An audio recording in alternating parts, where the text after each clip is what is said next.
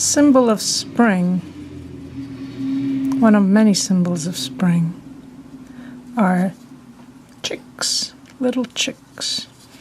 And I found a photo that intrigued me because the chicks were black, adorable little black chicks. I imagine there's different kinds of chickens with different kinds of colors. And even though the only chicks I've ever painted were yellow, that's just limitation of my experience, not of the variety of chicks available. So I'm putting water on their bodies, and the idea here is that I'm going to do a wet and wet, meaning I won't put water at the edges. I mean, I won't put paint at the edges, and I will let it expand like this. Now, I know I said the chicks are black, not blue, but I'm going to play with complementary colors here. So after cobalt blue, I'm going to put some permanent orange. And I can always go back with black if I don't get enough black-like color, but this is just the first, and every time I do a dark, I like to go over it several times. I hope to not have too many layers, but still at least two, and so you always have a chance of adding something closer to black. But it's fun, even if you do end up covering everything in black. It's fun to have a variety of colors. I'm kind of turning the paper. This is one of the reasons I like working small and just having the piece of paper on a board, because then I'm free to move it and help the paint flow. I really do like working small. So see how those colors that looked so bright, that bright blue and that very bright orange, are grayed out by each other. And I'm leaving white, the beak, and the eye is also black, but I might make it colorful for variety. And I'm going to do the little feet now with this transparent yellow oxide.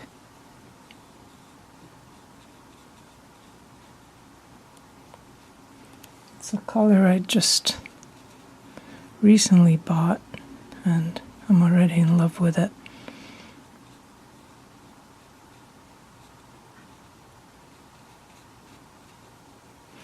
Their little feet are so cute.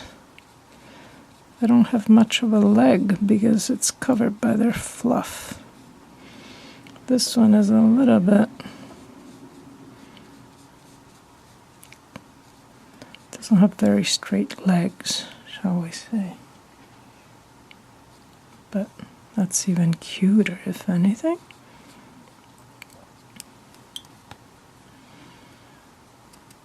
And I'm going also to go with this on the beak a little bit, trying not to mix it. And I'm going to let this dry. My cute little chicks need a little bit more color. So first of all, I'm adding a little pink to their beaks.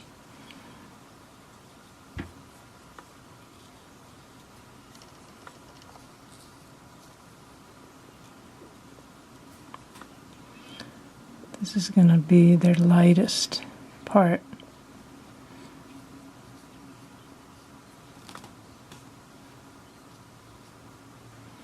And a little bit of purple underneath for a sense of depth.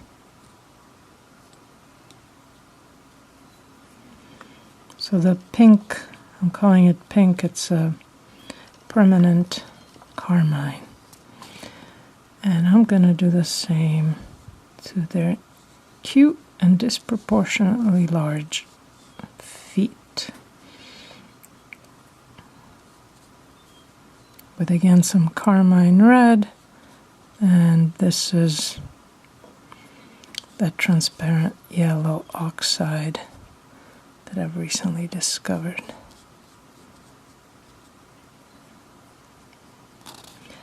And now I'm going to do the eyes, and I think I'm going to go for teal, cobalt teal eyes. Why? Because I really like this color. I think it's beautiful for eyes. It's a color that calls attention to itself.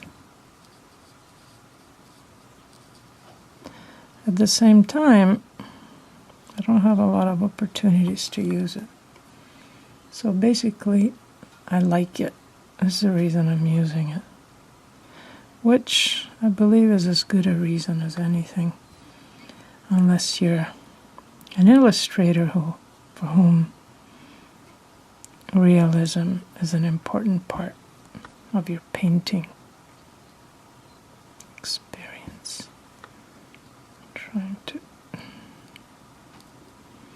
It's hard to save the white in eyes because eyes are small, and yet it's so nice when you manage it.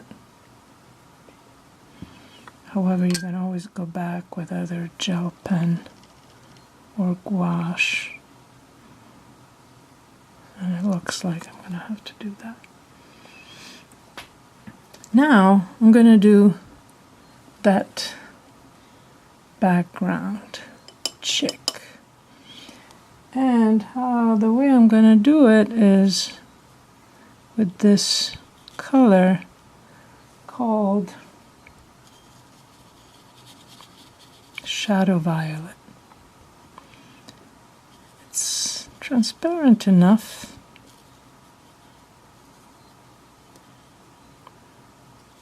It's dark enough to resemble a black. It's clearly not a black. But as I said, I want something a little bit more interesting than just pure black. This is a color that's a mix that includes, I believe, orange and something else.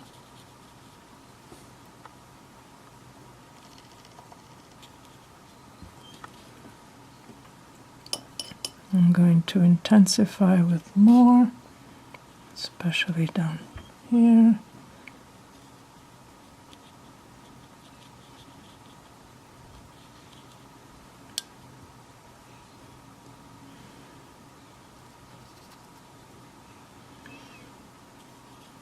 Add some water to the edges. This is a little bit too much.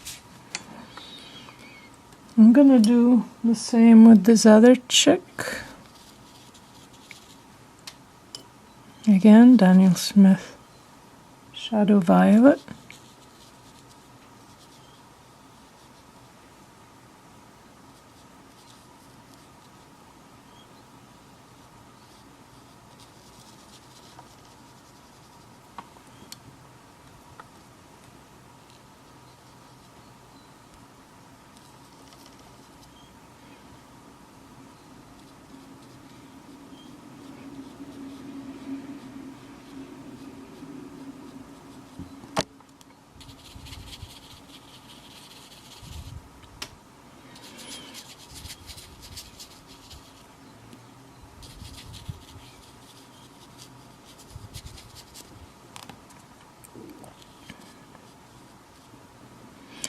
Now,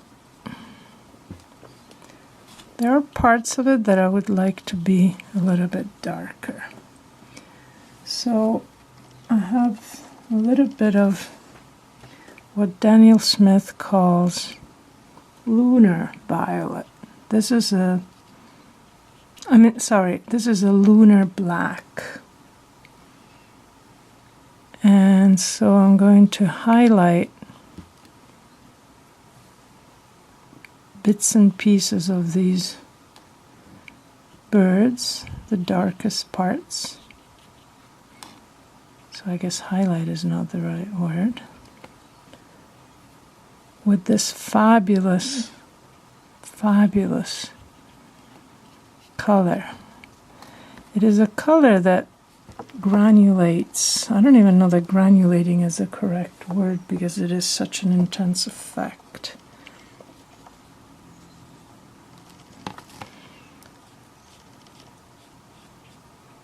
But it does a beautiful texture. So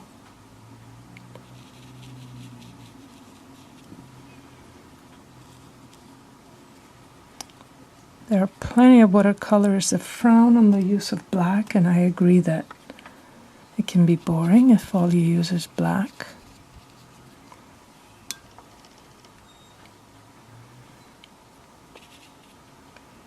But there is a place and a time for black. And as you can see, it's still pretty transparent. So you can still see the colors underneath. It's not as if you end up with a,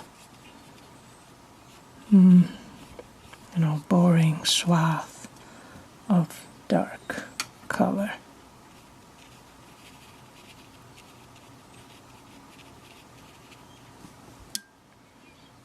These cute little guys.